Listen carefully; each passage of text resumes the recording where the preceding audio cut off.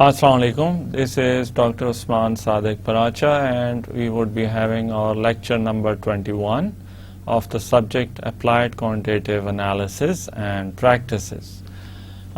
Previously, we were having a discussion on the implementation of factor analysis through a software called SPSS. Though theoretically we have discussed a bit about some various stages which are involved in the application of factor analysis, which include like the various designing of factor analysis and how the processes for factor interpretation are inculcated in there, what are the rules of thumbs involved in various stages for factor analysis, and then we were focusing on the various issues related to the rotation of factors and how significance of factor loading is important in this whole process. Ultimately, we are ending up with the interpretation of the factors and then the derivation of factor matrix. Now here basically as we have just gone through this step, and previously, as we have discussed before, the eigenvalues issue and how to choose the number of factors and what are the various methods involved in choosing the number of factors, and we have discussed all this before. And likewise here we have also discussed about the factor rotation part, how they are interpreted. Then we have discussed about the process involved in deletion of variables from analysis. And then we discussed about the rotation of factors in a bit detail. And we came to know that basically two major rotational approaches are there. One is orthogonal, the second is oblique. So here basically we discussed this whole thing with the help of a diagram which you can see here, and in which we discussed the concept of how the axis is rotated and the same variables who seem to be loading on both the factors then give us a more clear picture by getting loaded on a single factor. Then once we discussed about that, we had shown the difference between orthogonal factor and oblique factor rotation. Again, we discussed about this in detail and the difference, why the axis is different in both the factor rotation analysis issue. So then after that we had discussed about these orthogonal rotational methods, and we discussed about that briefly, and then we shifted ourselves to SPSS and how to basically give the initial details in SPSS. Now here basically let's say we go to SPSS again, and we have a detailed discussion about how this factor analysis is proceeded as we open the same file, the same questionnaire which we discussed about before. Now in this case we had the data on SPSS from that questionnaire, and we just clicked on the analysis option and we went to dimension reduction option and click on factor. Here again we just selected the various variables from, let's say, training variable 1 to 6, then the performance appraisal variables, and then career planning variables here in this case, then employee participation here, and job definition. Then we were focusing on the compensation variables here in this case. Then we had a brief discussion on what kind of basically specifications we need to give to SPSS for result display. And in this case, we went on to click on descriptives. We again discussed that under correlation matrix, we need coefficients. We also need to know the significance level, and we also need to know the KMO and Bartlett's test of sphericity. Then we clicked on reproduced and anti-image, and we then clicked on OK. Then we clicked on extraction. We basically focused upon the method called principal component analysis. We also differentiated between why there's a difference between component analysis and common analysis in this case, and which method we need to choose. We also discussed that while clicking down on this drop-down menu, we can click on number of options, but primarily we are focused upon two of options here. One is called principal component analysis, and the other is principal axis factoring, which is basically showing the common factor analysis in this case. So once we have selected the method, then we basically clicked on any of the two options under analyze, which we have discussed. And in this case, you can see we have got one option called correlation, the other covariance. We discussed about the difference between correlation and covariance, and why when there's a difference of measurement scales in the questionnaire, then we need to select correlation matrix in this case, and why there's a need to do that. Then we clicked on the display option, and we focused on the unrotated factor solution and Scree Plot, which we clicked on here. Then we had basically the option regarding the extraction, and we discussed upon the value called eigenvalues and why eigenvalues greater than 1 are of importance. We can also give the option of fixed number of factors which are there, and we can click on it and then mention how many factors we want to extract, but it depends upon the theoretical basically proof which we may have in previous analysis. So we click on continue here, then we click on rotation, and then here basically was the difference which we discussed before, and that is called Varimax rotation. Then there is Cortimax, then Equimax. We have already discussed that in Varimax rotation, basically the SPSS or software basically maximizes the values of all the factors near the axis in order to have a clear understanding, and these values are maximized along the column, whereas in Cortimax these values are maximized along the row. But the discrepancy in Cortimax method is that mostly there is one single group which is only formed from the main group of variables, which therefore is not the representative. Equimax is the combination of both Varimax and Cortimax, but again it has not been giving us some very much successful basically results, so that's why Varimax is ultimately selected. So we clicked on Varimax here, and then we clicked on continue. Then we discussed about the scores. Now here the important part is that when we were discussing about the questionnaire, let's say you can see on the screen the questionnaire related to training. There are 6 questions related to training, and we discussed how we basically took the mean of all the values from a single correspondent, and then we basically by taking the mean we made all these values focused on one value in order to represent training variable. Now here basically the whole training construct then is represented by one value for one respondent, and in order to do that, here the typical conventional way was to just calculate the mean. But in this case we can also take factor scores, and factor scores are calculated from factor analysis, and in that case the factor analysis basically calculates the composite of all these questions for one respondent based on their relevant weightage.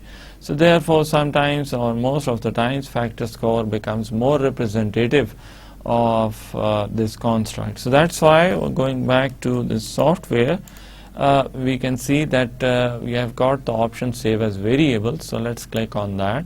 Now here basically factor scores are calculated, and by default, instead of calculating mean, a comprehensive composite is calculated for all the questions to represent one variable in one value for one respondent, and that can be calculated from various methods. One is here you can see termed as regression, the other is Bartlett, the third is Anderson-Rubin. Now in case of regression and Bartlett, again these are various methods to calculate these variables, but the difference between these two and Anderson-Rubin is that in Anderson-Rubin the factors calculated are not related to each other, so this thing is ensured. Basically it depends whether you want to have factors calculated which are at the end related to other factors as well, or you want to avoid that situation.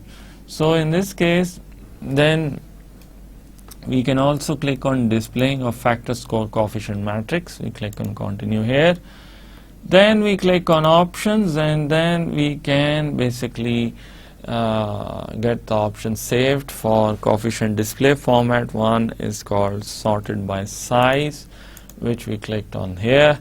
Then we can select the option of suppressing of small coefficients, so factor loadings which are smaller than 0.30, which is basically a more representative fact, would not be displayed there. So we click on continue here, and then we click on OK to get the factor analysis result displayed.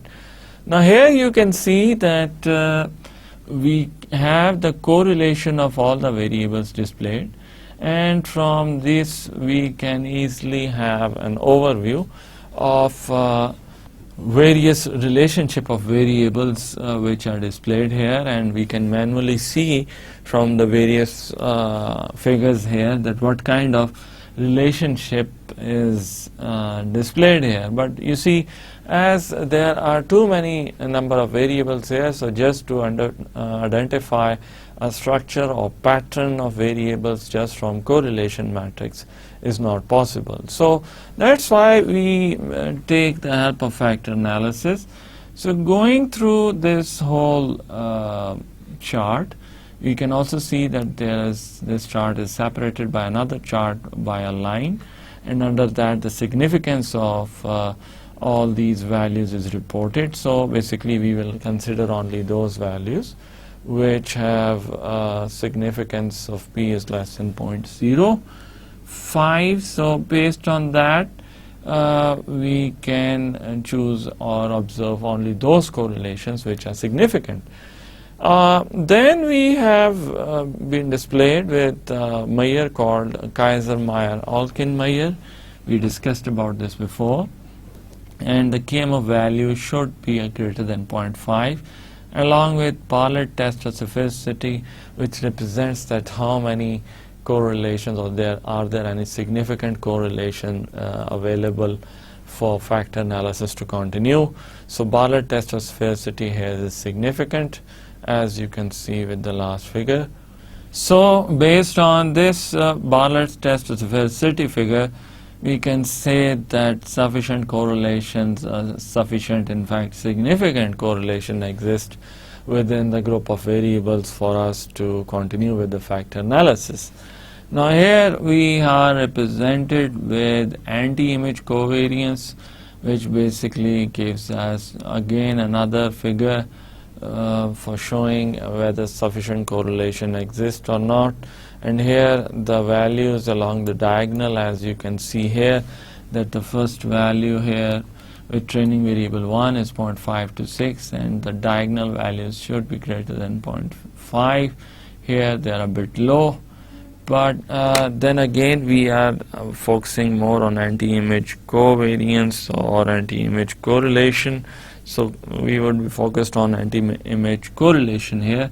you can see that the values are 0.783, 0.814, then 0.769, 0.772, and 0.726, and so on. All these values on the diagonal are greater than 0.5, plus they are significant, so they are ensuring adequate measures of sampling adequacy.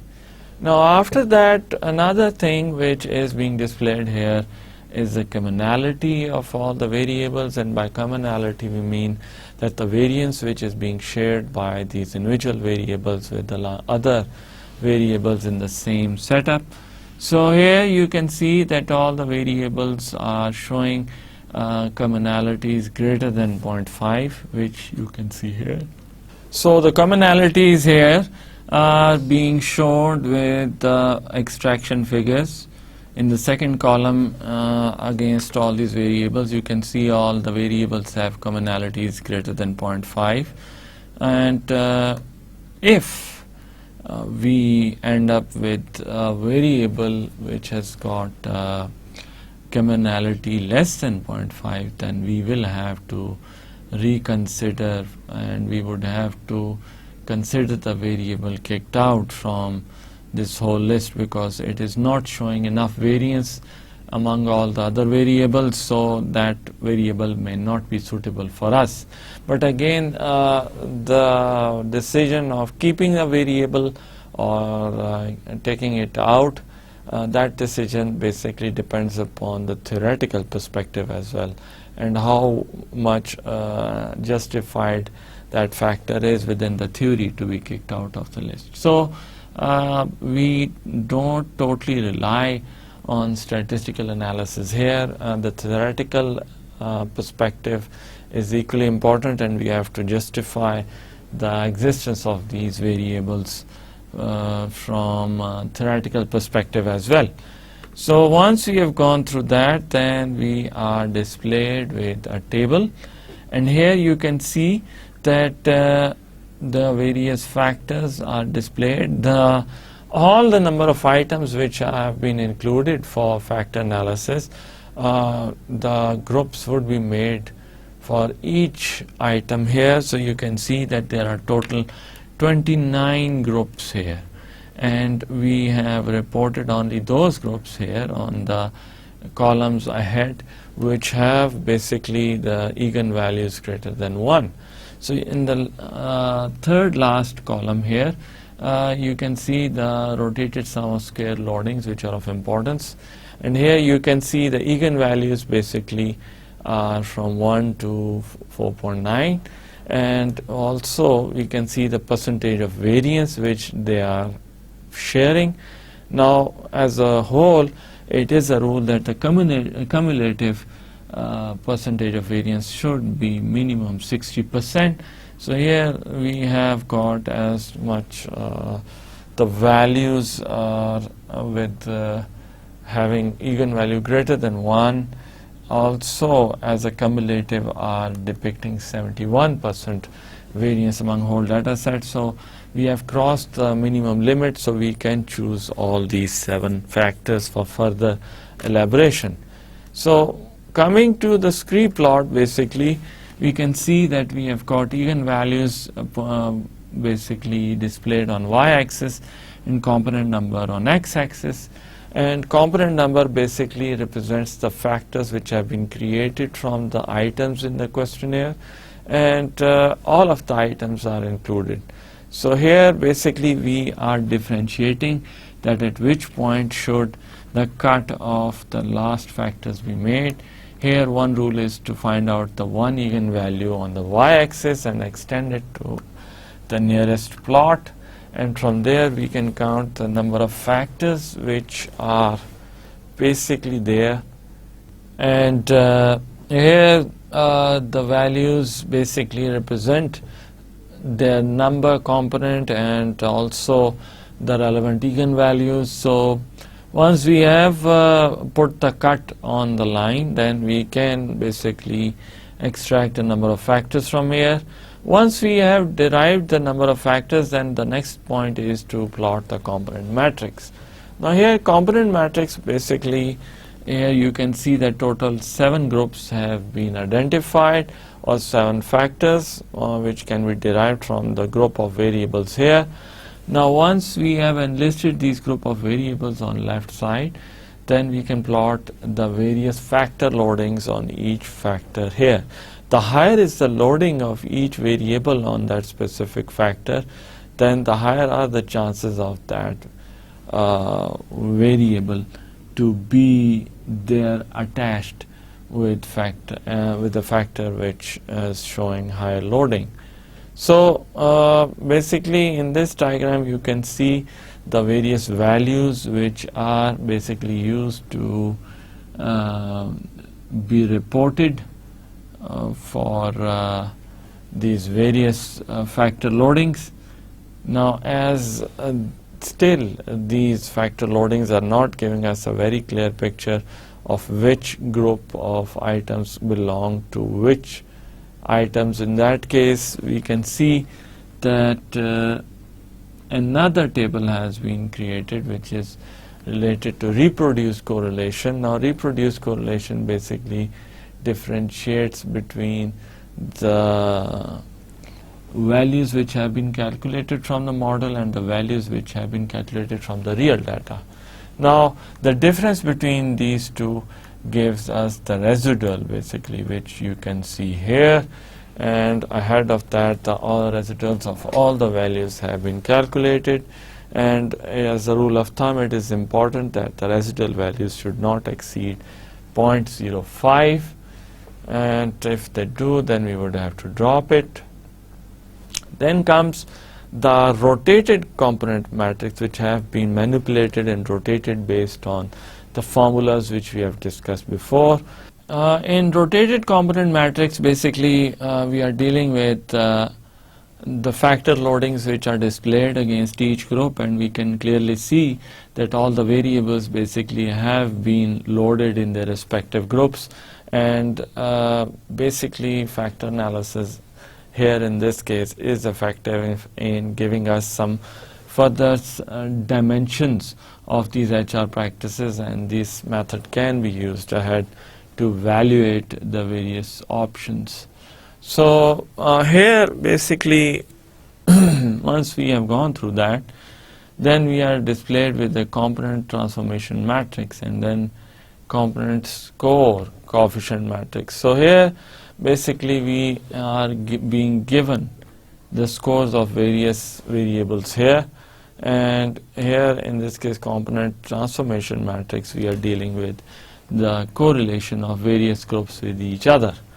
Now here once we have gone through that, then we can clearly see the component score covariance matrix also, which again is a bit irrelevant here.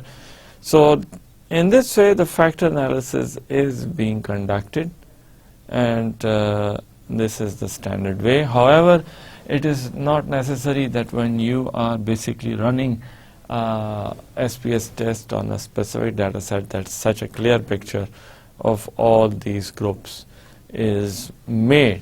So let us take the example of another data set which has been taken from a company which is a food chain company, and here you can see the difference which this rotated component matrix plays. So here let's have a look. In this another example, basically we are dealing with a set of variables which you can see here in variable view, and in this case you can very much clearly see that there are few demographic variables at the top, and then from X6 onwards basically we are dealing with a company which is focused upon in fact this number of products and the pricing of those products. So these are the various dimensions of these major variables here, and from there we just want to know if there is any kind of structure which exists in between all these variables, which would make our job very easy for regression then. So in this example we want to find out the structure and pattern of any kind of groups which may exist among these variables. So coming to that, we go to Analyze, we click on Dimension Reduction and click on Factor. Then what we have to do is to select all these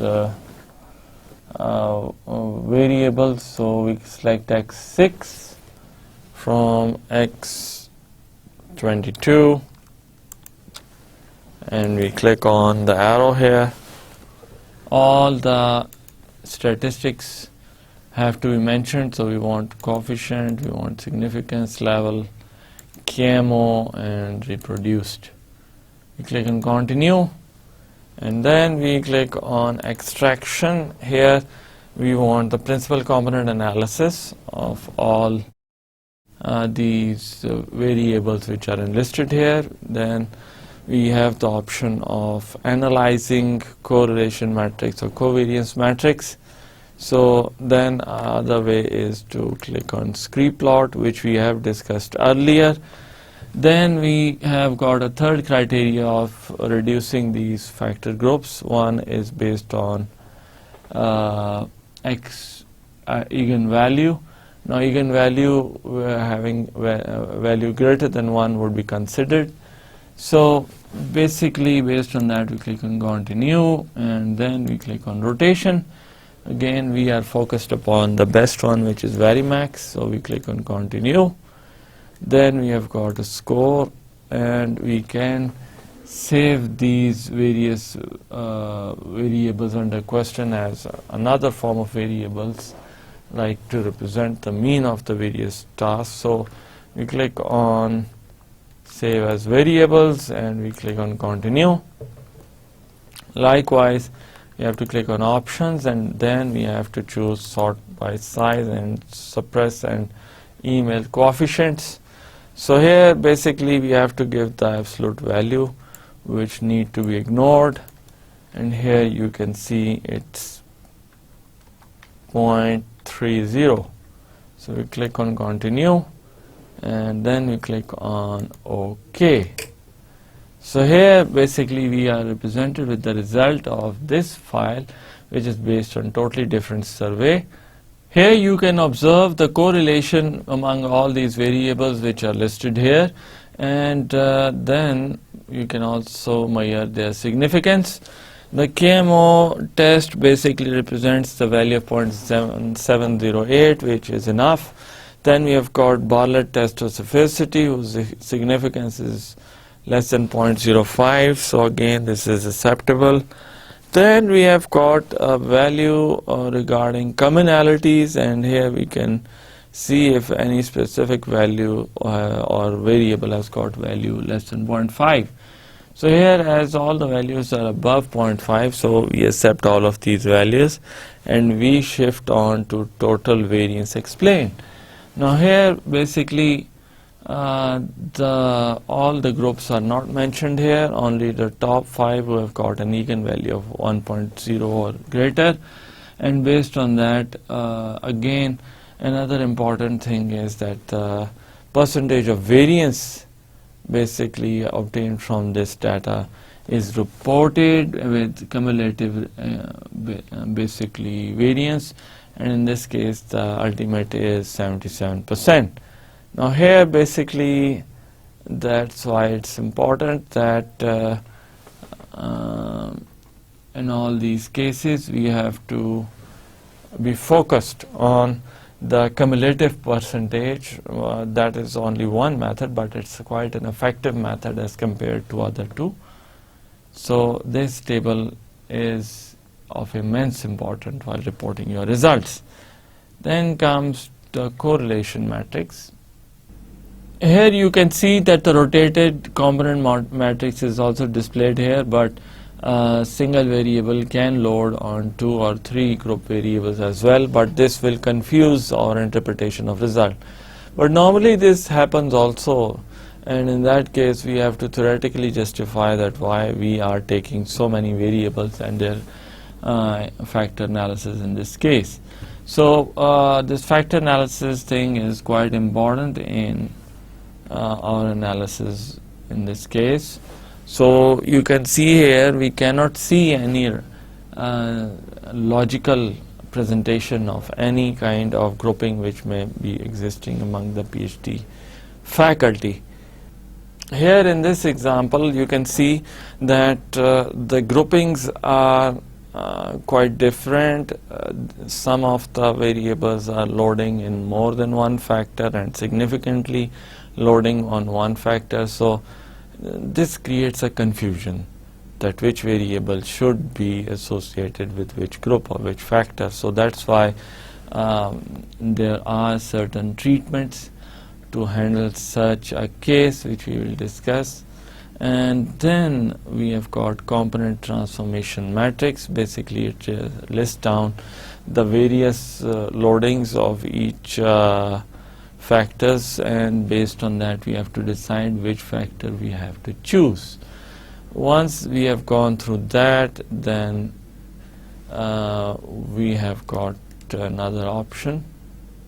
So how to ensure that our factor loadings are significant here? And here in this case one thing is that we try to find out their practical significance, but we have to basically look at the number of variables which are being used, and also we would have to see the sample size which is being used. And I think sample size is one of the most important criteria for determining whether the factor loadings would be significant or not. So here basically in this case,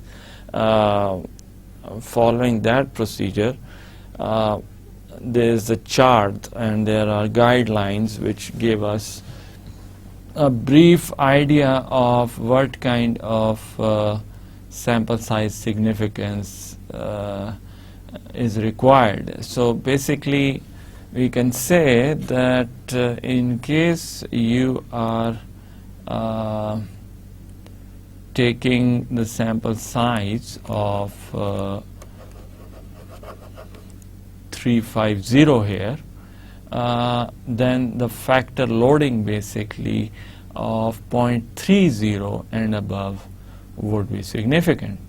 Likewise, if we have got a lesser sample size, that is 250, then factor loading of 0.35 will be termed as significant, and so on. You can very much see that at the sample size of 120, the factor loading, significant factor loading of 0.50 would be termed as significant. So basically this is a chart, and basically the sample size therefore is of vital importance while testing factor analysis, and greater is the size, then the more significant the factor loadings would be. So that's why it is highly advocated that we should avoid smaller sample sizes and focus more on bigger sample sizes, so that the factor loadings are reported to be significant in this case. So again, how to interpret, we have also discussed about the stage 5 of interpreting the factors. We have already discussed about the factor extraction method, which to choose, common versus component analysis. Now then, in interpreting the factor matrix, we have to examine the factor matrix of loading, which we have done, and we have to find out the highest loading across all the factors for each variable. Now here, just for the sake of clarification, you can see in the result that we have, once we have got the rotated component matrix, which you can see, and these are the factor matrix, we just have to observe the various factor loadings which are represented here, and in this you can see the factor loadings which are higher for that individual variable would be considered for that group. So we have seen some factor loadings. Let's see if you want to see the factor loadings of previous example which we have done. And here you can see that in factor loadings for carrier planning are higher on group 1. However, in the rest of the groups, SPSS is not showing us other factor loadings, reason being so that we have already mentioned in SPSS that factor loadings less than 0.3 should not be reported. So those factor loadings which are you cannot see here on the screen basically have factor loadings less than 0.3. Now likewise we have got performance appraisal factor loadings which again are being reported under group 2, and similarly the other factor loadings are shown here as well.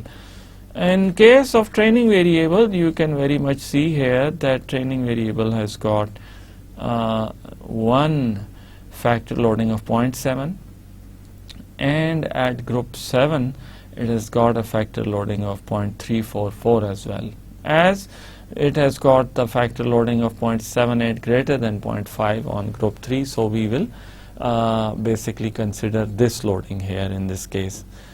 Likewise, coming to the next ones, we have got the similar phenomena, and then once we have allocated the groups for the various items, then we can label these factors.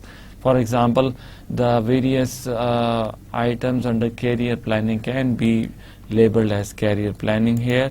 So coming to this thing here, again, as you can see, we can assess the commonalities here, which we have discussed before. These commonalities should not be greater than 0.5.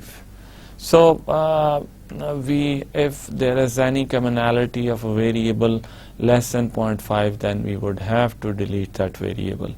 But the deletion of that variable should be considered while considering the theoretical perspective behind that. After this factor, then there are certain criteria, as we have discussed before, that an optimal structure exists only when all the variables have high loadings on a single factor. We have already discussed that.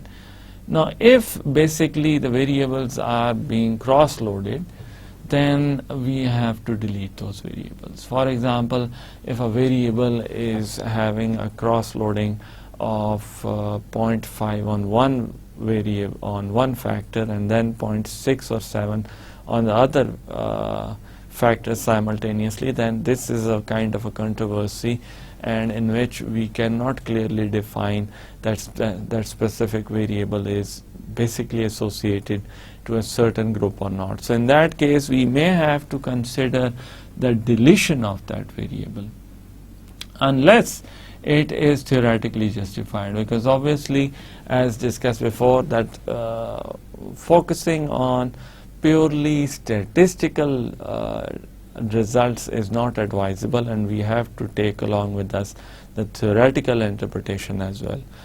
Then again, as we discussed before, that variables should generally have commonalities greater than 0.5. They should be retained. And then once we have basically deleted any variable, or we have changed the rotation methods, or we have increased or decreased the number of factors, then we will have to run the factor analysis test again in order to know that what are the impacts of these changes on the whole factor analysis results. Coming to the next part, then we have another important issue, and that is validation of factor analysis. You see, it's not just enough to run the factor analysis at first instance. If we have got the results from that, then we have to validate those factor analysis findings. One part is that we just try to validate it by applying confirmatory factor analysis, which is another method to do that. We have discussed it before.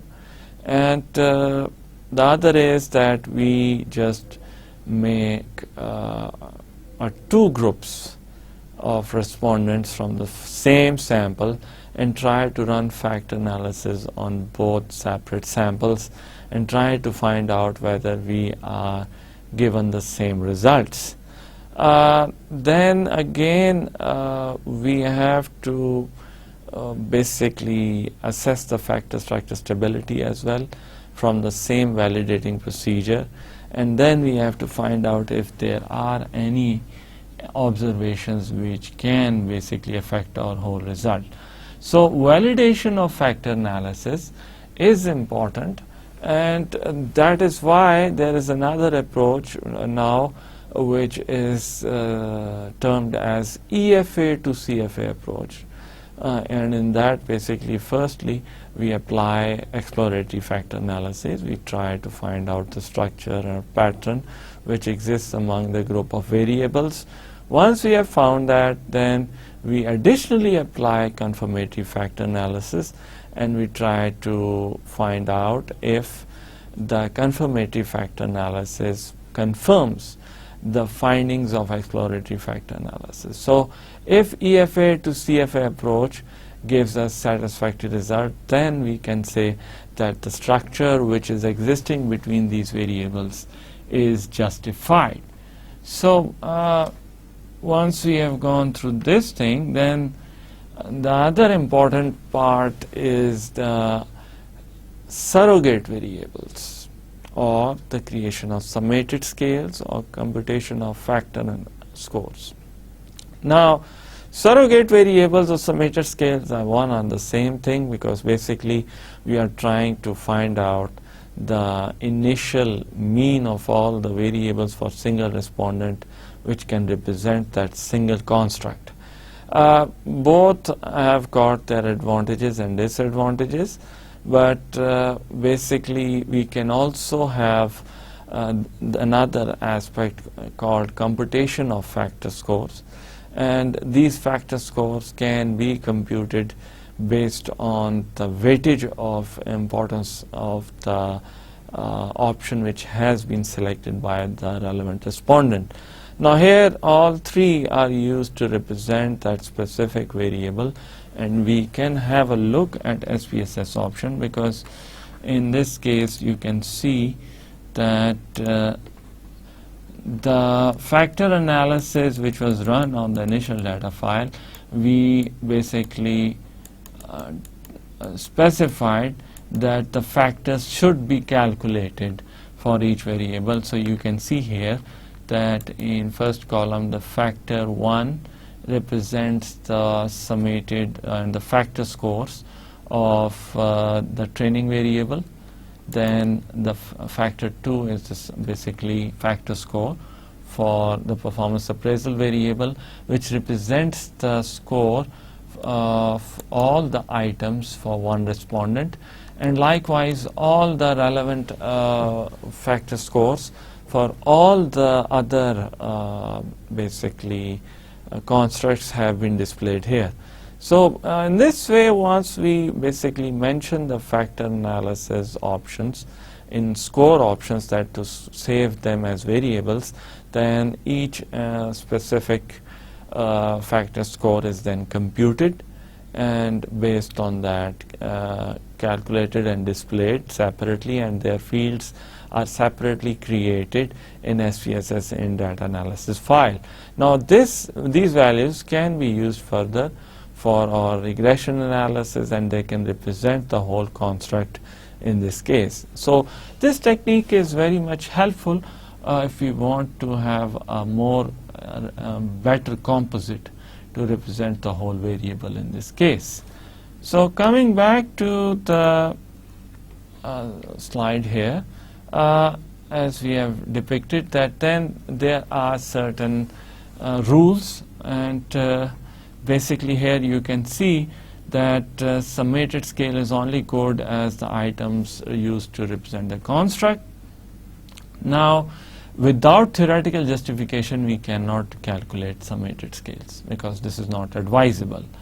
Now again there must be a Cronbach alpha score reported if we have proved that the scale is unidimensional, and in this case the Cronbach alpha value should not exceed 0.7. In this case, despite the fact that 0.60 scale is the normal, but here in this case 0.70 is the minimum limit. Then again the threshold would be raised if the number of items are increased.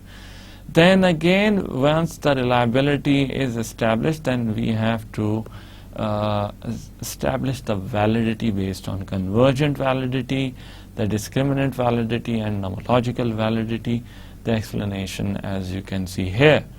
Then once we have gone through this thing, then again what are the advantages and disadvantages of these various scores? One is that the advantage of single surrogate variable, it's easy to administer and interpret. Disadvantage is that it won't be able to represent all the facets of factors, so there is the possibility of measurement error there. Then factor scores advantages are that it is the best method for completion of data reduction and represents all the variables loadings there. Disadvantages again is that interpretation is difficult and it's difficult to replicate among other studies. So based on these again, the summated scale has got its own advantages, that it's a compromise between surrogate and factor score options and easy to replicate, but again it includes only the variables that load highly on the factor, thus it can be biased here in this case. So these scales, any of the options can be used to represent the various scores, and here we have just done factor scores in generation and SPSS. It has got its own advantages and disadvantages, but it depends upon the theoretical application and the theoretical need for usage of these variables. So coming to this thing, this is the example of the various variables which we have used in this example, and in this case you can see x1 to x5 various classification variables, and then various performance perception variables were used in the example which we just did, along with the outcome relationship measures. So in this lecture basically we discussed about the application in SPSS for factor analysis, what were the various stages and what were the interpretation in this case. Likewise, we discussed about factor matrix interpretation, what is the use of factor matrix, and basically how factor different groups are identified, and in which cases we have to consider the deletion of variables if the factor loadings are basically not high or less than 0.5, or if they are cross-loading on multiple groups. So we had a detailed discussion on how to consider deletion of those variables as well. Likewise, once we have gone through that, then there was a debate about the validation, how to proceed with the validation of factor analysis, which aspects are important, how can we validate those steps, and confirmatory factor analysis is used for validation, but that's why that has given rise to another new procedure which is called EFA to CFA approach, in which first we apply exploratory factor analysis and then confirmatory factor analysis, and based on that the validity of that specific structure is confirmed. So based on that, validation can also be done by dividing the sample into two parts and then applying factor analysis on both the subparts of that sample, and then we try to see what are the results of both factor analysis.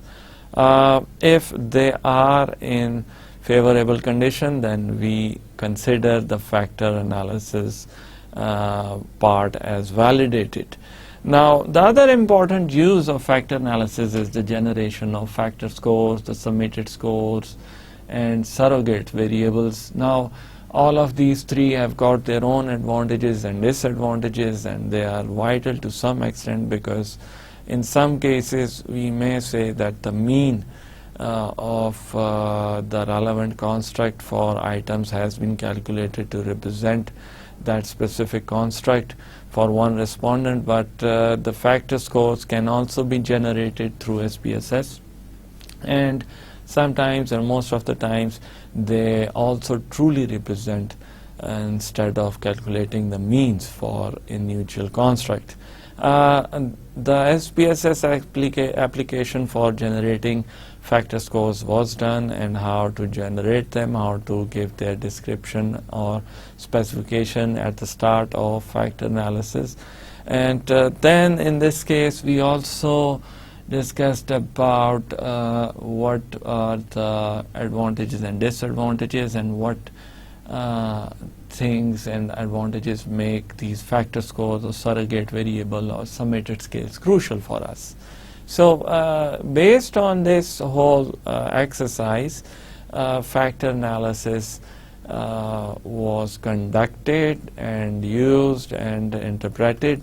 Sometimes the results may not be favorable, and in that case we would have to consider the deletion of variables in this case, which we should be very careful about, because without theoretical justification we cannot consider the deletion of any item or any construct, in this case, that it would deeply affect our total results. But once such a step is taken, then factor analysis will be additionally run to know what are the impacts after the deletion of that specific variable. So we cannot just delete it and then carry on with the original results in this case. So factor analysis overall is an important application in order to validate a questionnaire, specifically when we are adapting a questionnaire and then using it in a different industry. So in that case, factor analysis becomes very important, and based on that, important conclusions can be made about the validity of that specific questionnaire in a separate industry, because now as more advocacy is being done for every separate single industry study, instead of conducting a research study on collective industries. So that's why factor analysis for these every individual questionnaire testing becomes more vital in this case. Also, this must be kept in mind that all the application and the discussion which is being done regarding factor analysis is basically related to exploratory factor analysis. So previously in the past 10 to 15 years prior to year 2000, the standard practice was that exploratory factor analysis was applied to determine the factor pattern, to determine the structure of items, and to identify the grouping of items. However, after that, there was a debate that exploratory factor analysis technique cannot be applied in all cases. So there was a division, and there were conditions mentioned under which we have to apply exploratory factor analysis. And one was that exploratory factor analysis should be applied on that kind of data in which we are not specifically testing a theory. So in that case, we are basically trying to explore the different structures, the different patterns which may be existing in the data which is given to us. However, on the other hand, another technique which we already discussed before was confirmatory factor analysis, also termed as CFA. Now, in confirmatory factor analysis, the testing of theory is mandatory, and basically we apply this kind of technique when we are testing a theory, and in which only the existing structure which has already been given to us by a certain theorist or a certain scientist is tested whether that structure exists or not. So we are just trying to confirm that specific pattern, and in that methodology we are not trying to find out new patterns. Now when these two methodologies were separated, and then when it was mentioned that there are separate conditions for the testing of these two different methodologies of factor analysis, another latest trend is that once we apply EFA, that is exploratory factor analysis, we do apply it at first, whether we have to test a theory or not, whether we are trying to explore the data or not. So in both cases, first we apply the exploratory factor analysis, and after that then additionally we apply confirmatory factor analysis. So we apply both the methodologies, and the order is like first exploratory factor analysis is applied, and then afterwards confirmatory factor analysis is applied. So this kind of approach is termed as EFA to CFA approach, and in that naturally we are trying to explore the pattern first, and then we are trying to confirm it. So advocacy is being done in this regard, that we should apply both methods instead of just going after only one methodology and trying to explore or trying to just confirm the data structure. This is very much vital that this kind of methodologies, both kinds, should be followed. So basically this changes the nature of the analysis techniques which should be applied, and that's why this is pretty much vital that we should take into consideration this latest trend. And EFA to CFA approach does give us some additional insight, and also enhances the credibility of our data and credibility of the group structure which we are trying to identify, to confirm in this case. So both methodologies though have got their pros and cons, and that is why this is advocated that both methodologies should be applied one after the other, and based on that all these stages would give us more credibility in this case. Though in areas related to human resource management and specifically marketing, and areas related to organizational research, this kind of techniques are now more and more advocated, and also now they are being applied. So once we are discovering a structure and then we are trying to confirm it, in both cases, whether we are trying to test a theory or not, both are meaningful, both have got their own advantages, and should be considered while applying these applying the factor analysis stages in this case. So in this case, just applying this thing, like we know that exploratory factor analysis can only be tested in SPSS, and in case of confirmatory factor analysis we have to apply MOS software, which is again a further extension of SPSS, and in this case you will come to know that a confirmatory factor analysis, the structure is not allowed to deviate from the mentioned structure which we have just given. So I hope that this is understandable to you.